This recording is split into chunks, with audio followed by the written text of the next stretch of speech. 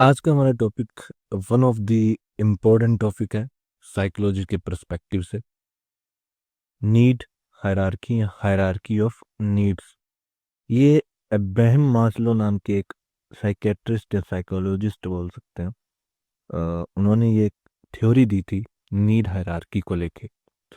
इस पे क्वेश्चंस पूछ लिए जाते हैं मोस्ट ऑफ द एग्जाम में, क्योंकि साइकोलॉजी अगर हम पढ़ते हैं तो अगर हम इतिहास कह लें या फिर बेसिक या फंडामेंटल साइकोलॉजी जब हम पढ़ते हैं, इसके बारे में बात करते हैं, तो नीड हायरार्की सबसे पहले पायदान पे हम इन्हीं को ही पढ़ते हैं। कुछ साइंटिस्ट थे जो फंडामेंटल साइकोलॉजी में आते हैं, जैसे फ्रायड हो गए और हमारे जिन पियाजे हो गए, अब्राहम मास्लो हो गए। इनको हम फाउंडेशनल साइंटिस्ट भी कह सकते हैं कि इन्होंने जो थ्योरीज दी वो कंप्लीटली 100% राइट हो, ऐसा कोई ज़रूरी नहीं है। बट उन्होंने उस टाइम जब किसी ने दिमाग कैसे काम करता है, हमारे डिजायर्स कैसे काम करते हैं, इंसान का मोटिवेशन कैसे वर्क करता है, उनको एक्सप्लेन नहीं किया था, तब उन्होंने फंडामेंटल लेवल पे उनको बहुत अच्छे से समझाया था। और बाद में जब लेटर ऑन साइंटिस्ट ने उन पे डिस्कवरी की या फिर उन पे रिसर्च की, तब जाके पता चला कि वो कंप्लीटली सही तो नहीं थी, बट पाथ ब्रेकिंग थी।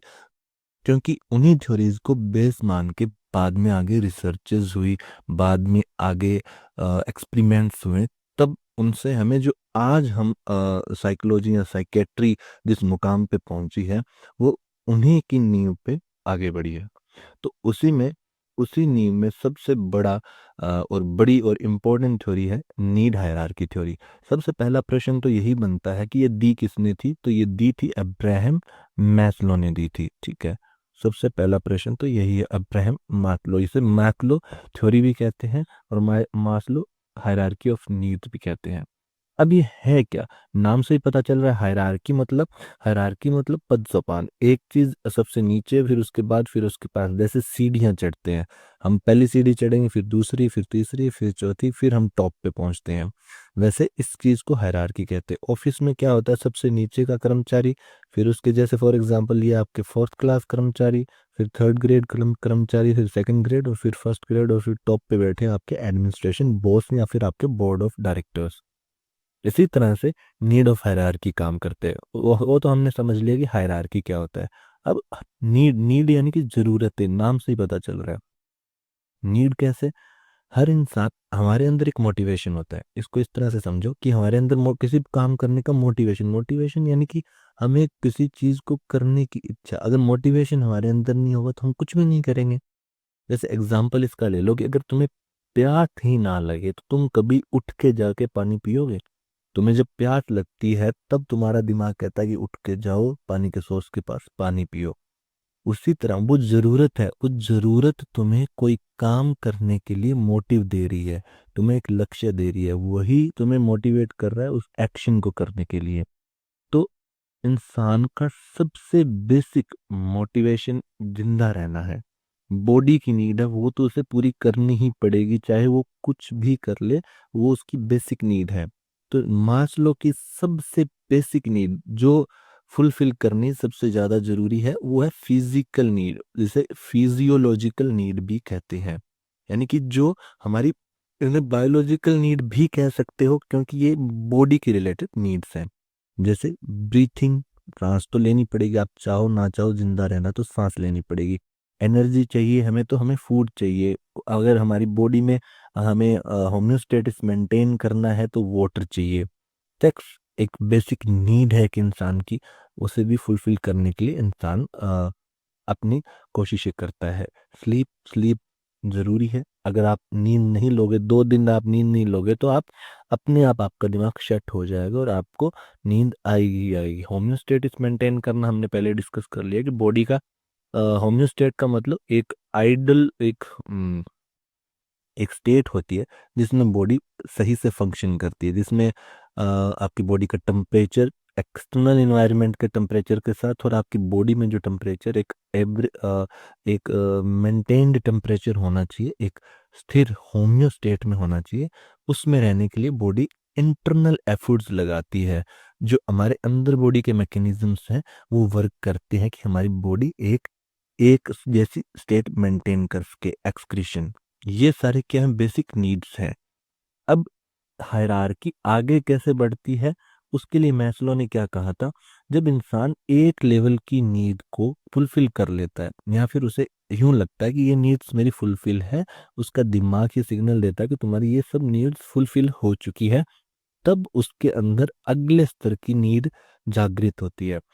उस नीड को कंप्लीट करने के लिए उसके अंदर मोटिव आता है, उसे मोटिव मिलता है नेक्स्ट स्टेज का, फिर उसे उसके अंदर उन चीज़ों को लेकर के इच्छा जागृत होती है, उसे ज़रूरत महसूस होती है, तो वो फिर उनको अचीव करने के लिए एक्ट करता है, उसे मोटिवेशन मिलता है, उसे मोटिव मिलता है ताकि वो उन चीज़ों को अचीव कर सके।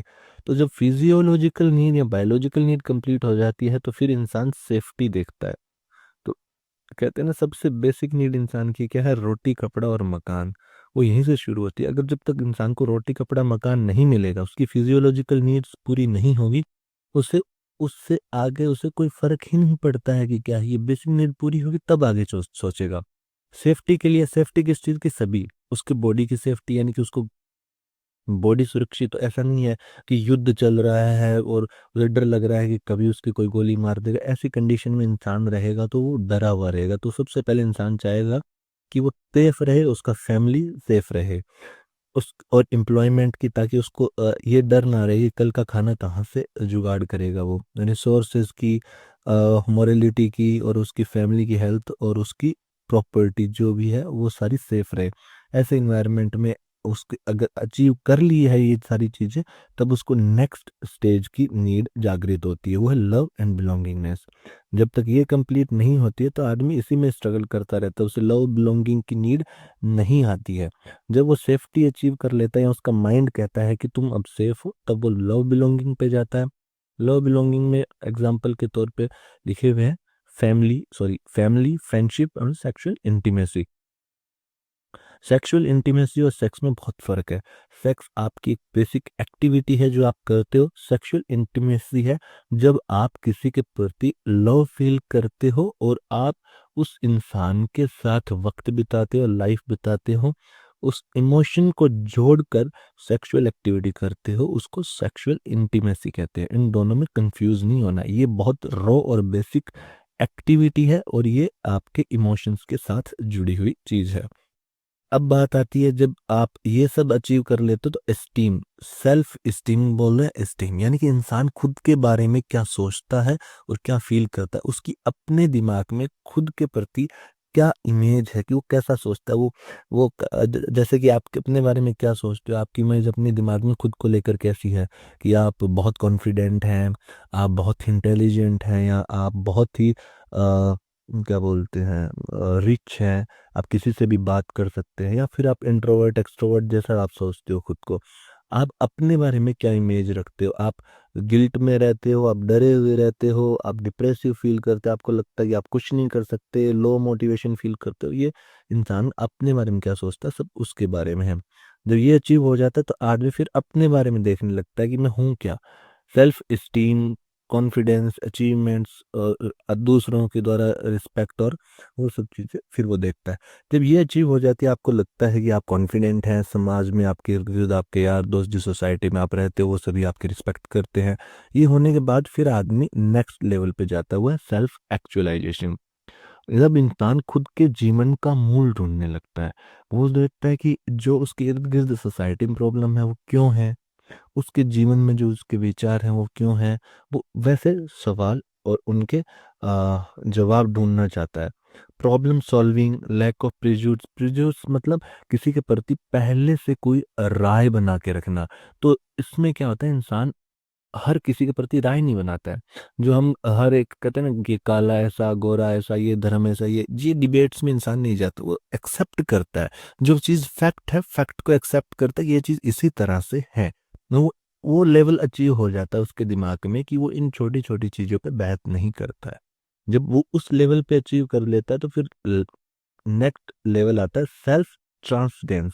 ये होता है कि जब इंसान भौतिक चीज़ों से ऊपर बढ़ जाना, एक तरह से अगर मैं इसे कहूँ तो साधुवाद आ जाना। उसे मटेरियलिस्टिक चीज़ों से कोई फ़र्क ही नहीं पड़ता है। इंसान को यूँ लगता है अब दुनिया का भला हो, सबका भला हो और इंट्रिंसिक हैप्पीनेस जो मतलब कभी ख़त्म ही ना हो, ऐसे आनंद में इंसान चला जाता है। बेसिकली ये चीज़ हम साधुओं मैंने इसलिए बोला क्योंकि ऐसी चीज़ें हम अगर जब डिस्कस करते हैं तो लोग अक्सर साधुओं की ही इमेज हमारे दिमाग में आती है। परंतु ये एक आम इंसान के अंदर भी हो सकती है अगर वो अपनी लाइफ से कंप्लीटली सेटिस्फाइड है, उसे लगता है उसने ये सब चीज़ें अचीव की है।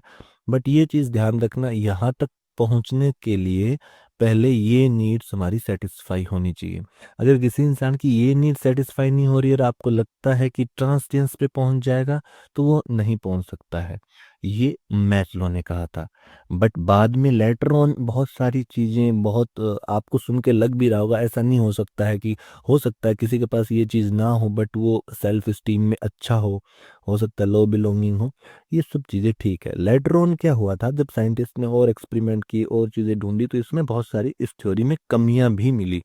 बट ये थ्योरी आज भी बहुत रिलेवेंट है, बहुत हद तक ये ठीक है। कंप्लीटली सही नहीं है, इसमें भी गलतियां हैं बट ये ठीक है। बट क्योंकि हमें एग्जाम के दृष्टिकोण से पढ़ना है तो हमें इस थ्योरी को तो इसी तरह से पढ़ना होगा। बेसिकली 5 स्टेज ही काउंट होती है, सेल्फ ट्रांसडियंस उसमें इतना नहीं पूछा जाता एग्जाम में। ये 5 स्टेज ही पूछी जाती है, जैसे जो है आपकी physiological, safety needs, love belonging, self esteem या स्टीम नीड्स या सेल्फ एक्चुअलाइजेशन। तो सबसे इसमें क्वेश्चन आता है कि सबसे बेसिक नीड ऑफ मैस्लो या हायरार्की ऑफ नीड है तो क्या आंसर हो जाएगा? फिजियोलॉजिकल नीड जाएगा। टॉप मोस्ट अगर पूछेंगे तो सेल्फ एक्चुअलाइजेशन जाएगा। ये सेल्फ ट्रांसटेंस तो मैंने आपको इसलिए समझाया है क्योंकि मैस्लो ने कहा था, ये आपको याद नहीं रखना है। आपके लिए टॉप नीड है सेल्फ एक्चुअलाइजेशन। ये 5 जो नीड्स है ये आपके लिए याद रखनी है आपको और यही आपके एग्जाम में आपकी संबंधित है।